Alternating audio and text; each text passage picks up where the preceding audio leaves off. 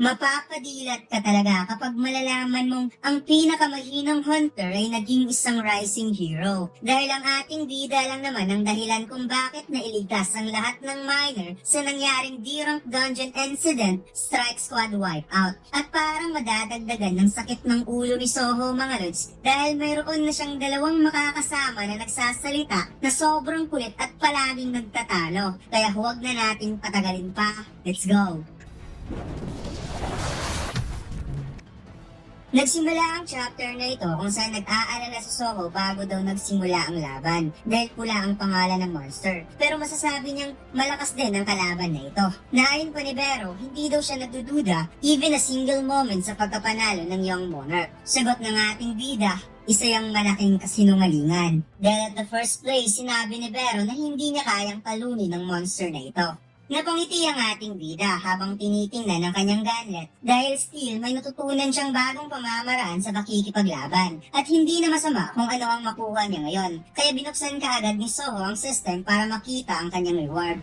Nakatanggap ang ating bida ng Rune Stone Storm Slash, isang active skills na kayang mag-produce ng malakas na hangin na naka-imbue sa espada. So ibig sabihin, kailangan niya ng espada bago niya ito magamit. Inisip ng ating bida, ang skill reward ay ang pinakagusto niyang matanggap. However, ang tanong, kung mayroon kaya siyang kakayahang gamitin ito. At dito'y nakapag-decide ang ating bida na susubukan niyang magpaikot ng hangin. Kaya tinanggal ni Soho ang Steel Lycan Gunlet upang maghanap ng espada. Samantalang ang weapon na nakakapagsalita ay napaisip kung gaano ka nakakahiya ang mag-suffer ng defeat sa kamay ng Shadow Monarch Bloodline. Subalit hindi pa tapos ang lahat dahil alam niyang walang hangganan ang kasakiman ng mga tao na makikitang walang ibang nakita si Soho na isang quality na weapon kundi ang weapon na ginamit sa naposes na hunter. Na siyang nagustuhan naman ng weapon na kunin siya dahil the moment daw na siya ay mahawakan, ang kasakiman daw ni Soho ay lalamunin niya ng buo. Ngunit nung siya ay nahawakan ni Soho, siya ay parang nagulat. Pagkatapos sinabi ng system na na-obtain ng ating bida ang isang swords, ang Rakan's Fang.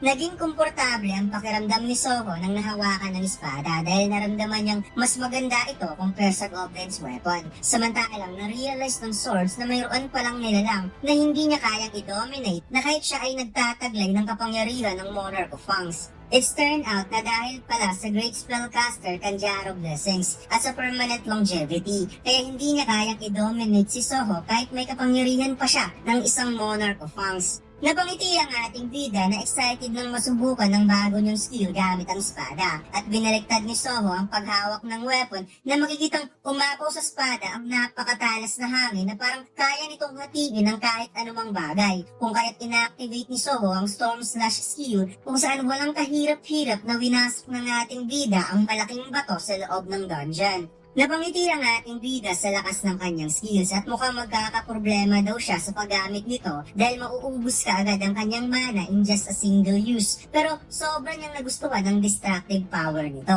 Samantalang si Vero nagulat din sa ipinakitang kapangyarihan ni Soho at sinabi na ang paggamit daw ni Soho ng Shadow Extraction ay masyadong malamig in comparison dahil ang kapangyarihan daw ng Shadow is an ability hundreds, 1,000 times more amazing. At I guess parang naramdaman ni Vero na hindi 100% nakafocus ang kapangyarihan ni Soho sa Shadow Authority. Since ito ngang si Soho sa novel ay posibleng ma-inherit niya ang kapangyarihan ng 8 monarchs. And I guess it's a good decision din mga lods para hindi magmukhang copycat si Soho sa storya ng kanyang ama. Nagkaroon na ng malay si Dogyon, kaya mabilis na tinago ni Soho ang kanyang espada sa likuran niya upang hindi makita. Samantalang sumakit naman ang ulo ni Dogyon at kapatanong kung ano ang nangyari. Ngunit siya ay nagulat dahil ang hunter na gustong pumatay sa kanya kanina ay nasa tabi lang pala. Kaya paliwanag ni Soho, it's a long story kaya sasabihin na lamang niya mamaya habang sila ay naglalakad palabas ng dungeon.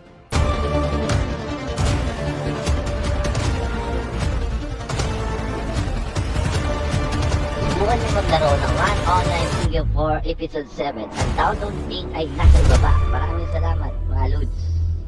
Pagkatapos, lumipat ang eksena sa gate kung saan tuluyan namang nakalabas ang dalawa at nagpaalam nga itong si Soho na muli siyang papasok upang ma-check kung mayroon pang ibang survivor sa loob. Habang nakikita ni Dugyon si Soho na papasok sa gate, naisip niya kung papaano ang isang irang hunter na mayroong summoning skills ay sobrang lakas na isa lamang itong nobody sa minor league. Hindi niya na-imagine na ganun pala kalakas si Song Soho bilang isang irang awakener. Subalit hindi daw ito importante sa ngayon dahil ang pinakamahalaga sa lahat ay nagawang mailigtas ni Soho ang mga taong ito. Pagkatapos, lumipat ang eksena sa loob ng dungeon, kung saan hindi pa pala tuluyang naubos sa mga steel fang lycan kung kaya minaigi itong tapusin ni Soho upang makapag-level up at nang maklear ang dungeon. Sinabi ng ating bida na hindi niya akalaing may mga magic beast pa palang natitira sa loob. At tugon naman ni Vero, lahat ng ito ay magiging experience kaya dapat walang sasayangin. May napansin ang ating bida at napatanong sa source kung bakit bigla na lamang bumaba ang attack power nito, na makikitang ito ay lumulutang lang sa ere kasama ni Soho. Sagot ng espada, kung sa tingin ni Soho na gusto niyang makipag-cooperate sa isang taong may dugo ng isang Monarch of Shadow ay isang malaking pagkakamali. At dito ipinakitang halos ang lahat ng stats ng espada ay bigla na lamang bumaba. Pinitik ni Vero ang diamond sa gitna ng espada at sinabi na ang mga mahihina ay dapat lang gamitin sa pakikipaglaban. Nakakahiya ka. Sagot ng weapon, anong nakakahiya? Mas nakakahiya daw yung mga hunter na nang bibiktima lamang ng mga mahihina kaysa sa kanila. Sagot ni Vero, nanalo ang Young Monarch, ibig sabihin mas malakas ito kumpara sa isang mahinang weapon. Samantalang si Soho sumakit ang ulo dahil una daw isang insektong nagsasalita at ngayon isa na namang weapon na nagsasalita at hindi siya makapaniwalang nagtatalo ang dalawa sa isang walang kwentang bagay.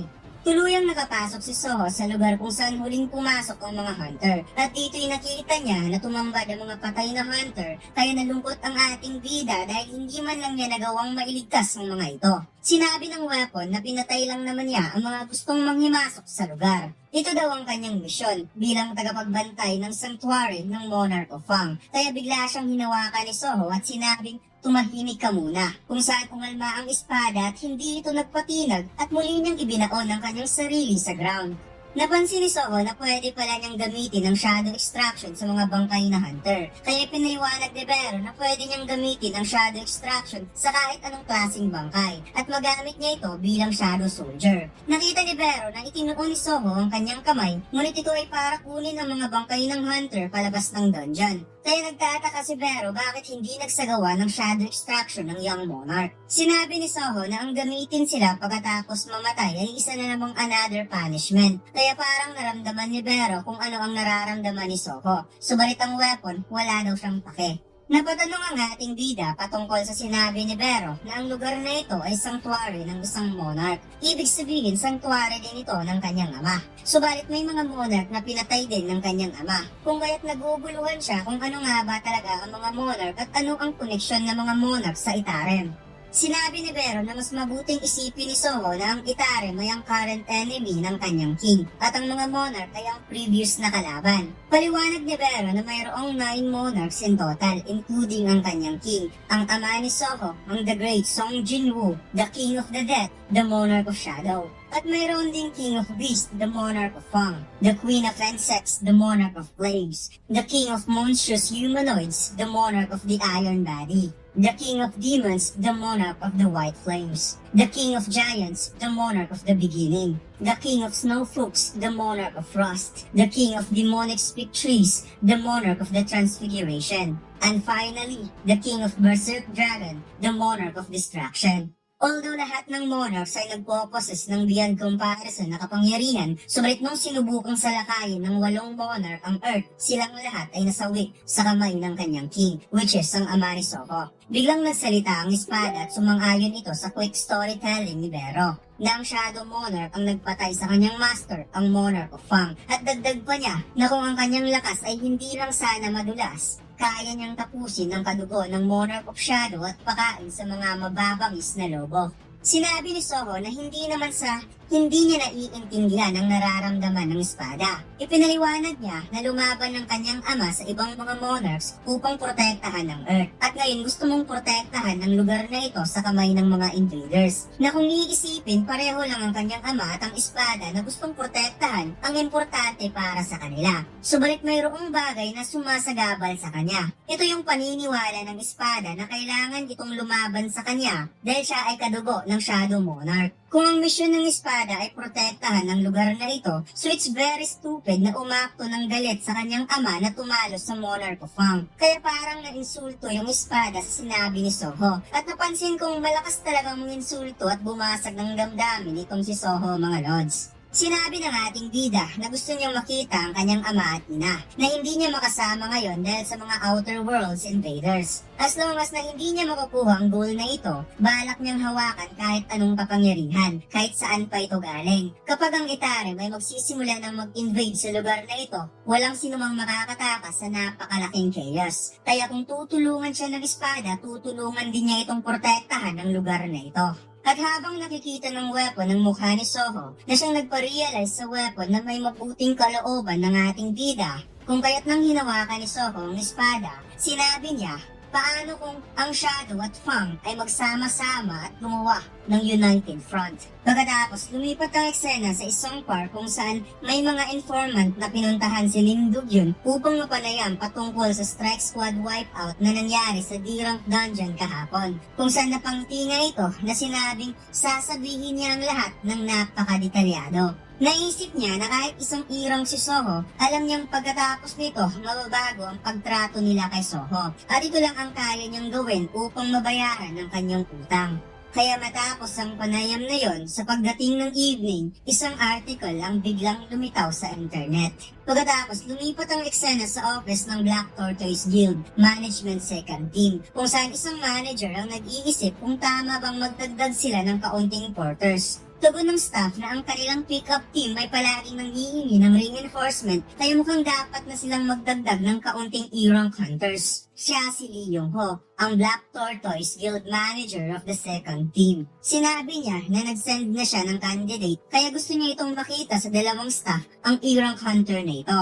Binasa ng staff ang detail ng hunter, at dito'y nabasa niya na mayroong isang E-rank na nagawang ma-evacuate ang mining team sa isang D-rank dungeon habang kinakalaban ng mga magic beast at nagawang ma-carried out ang mga sugatang strike squad. Napadilat ang mata ng dalawang staff at hindi sila makapaniwalang mayroong ganong klaseng E-rank hunter. Kaya natawa na lamang ang manager sa reaksyon ng dalawa na kung ang mga malalaking guild na katulad nila ang makakakuha sa taong ito ay magiging isa itong pamatay na headline. Kaya nagmamadali ang dalawang staff na makontak kaagad si Song Soho. At dito lang nagtatapos ang ating kwento, mga lods. Huwag mo sanang kalimutang mag-like, comment at mag-subscribe sa ating YouTube channel at mag-follow sa ating Facebook page. Salamat!